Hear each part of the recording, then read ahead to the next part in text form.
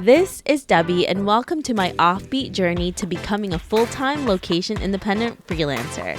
I'll be sharing my tips and tricks as well as the realities of this offbeat lifestyle. Hey everyone, welcome to another episode of my Offbeat journey. I'm super excited to speak with you today because we are continuing with me helping you start your own podcast. I've noticed there's been a lot more interest with people starting their podcasts, especially now because more people have the time to do it and there's really no better time to start than now. So today we're going to talk about how you can actually choose a topic or a niche with your podcast. I've been getting this question a lot, especially for newbies out there.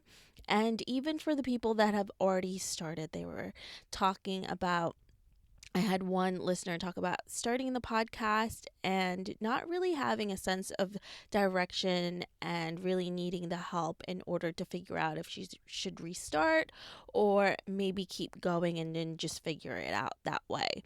So there are some people that will tell you, yeah, just start it, don't be afraid, just do it.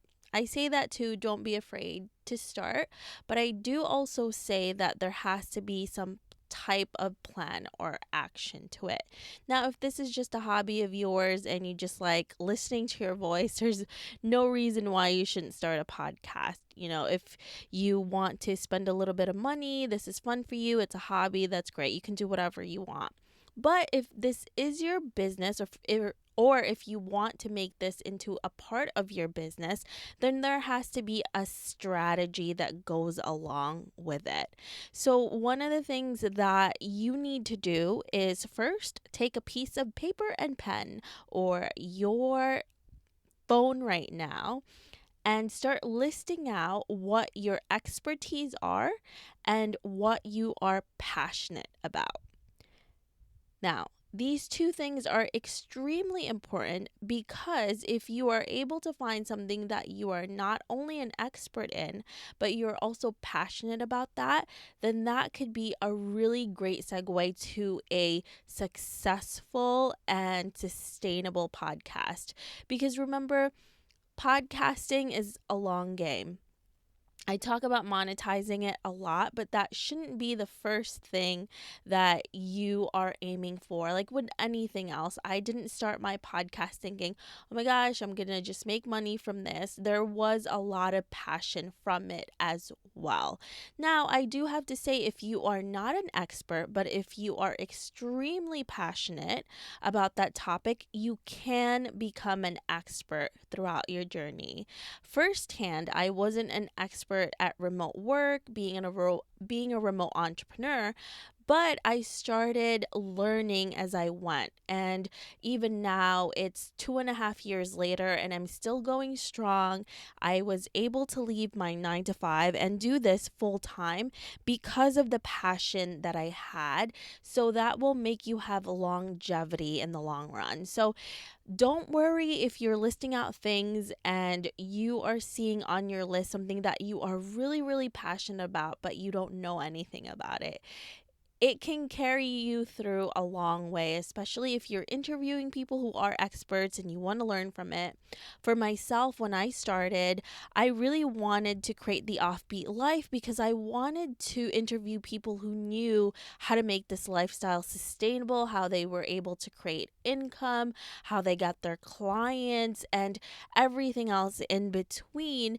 And now, 2.5 years later, I am an expert. I know how to do this. I know how to have a remote business and get clients and everything else. So make sure that definitely there has to be passion in it and the money will come along.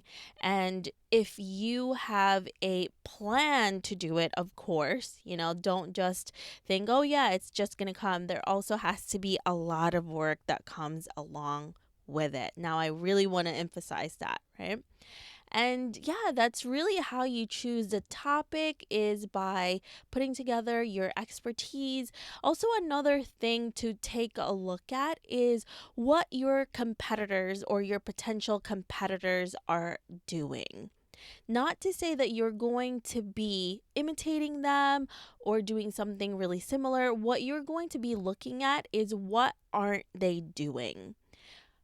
You want to be able to fill a gap in that niche that your competitors aren't able to do.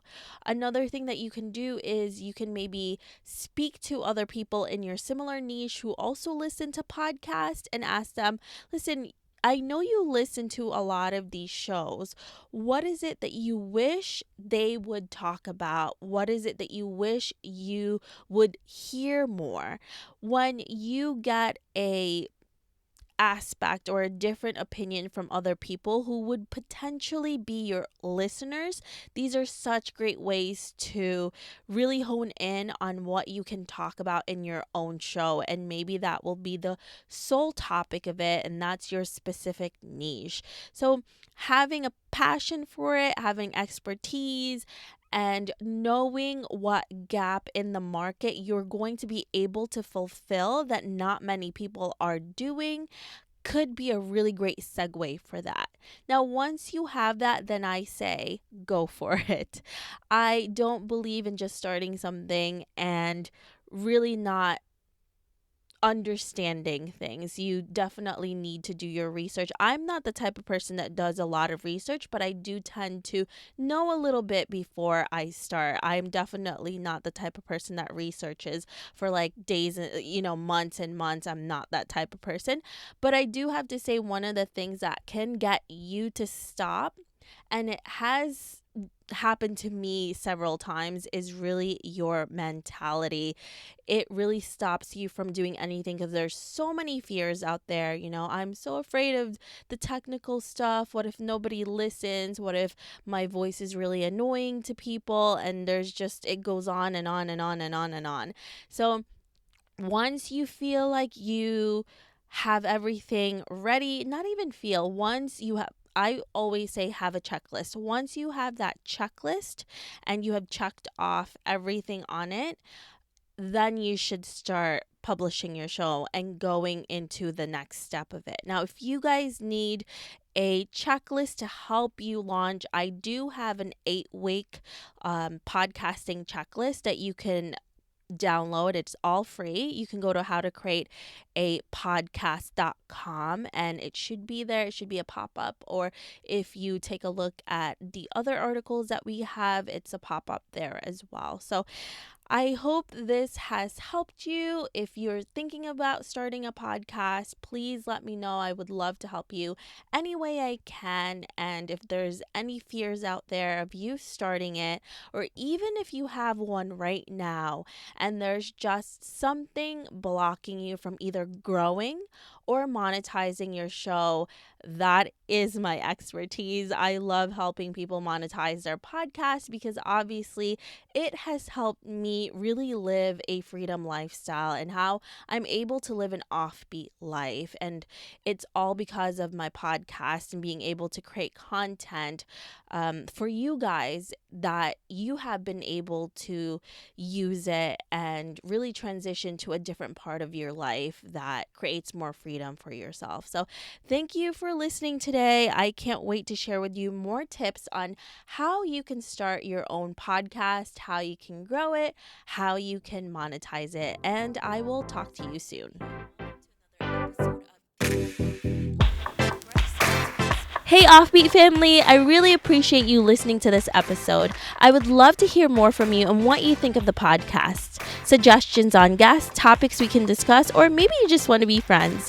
Why don't we chat some more on Facebook at The OB Life, or send me a message at hello@theoffbeatlife.com.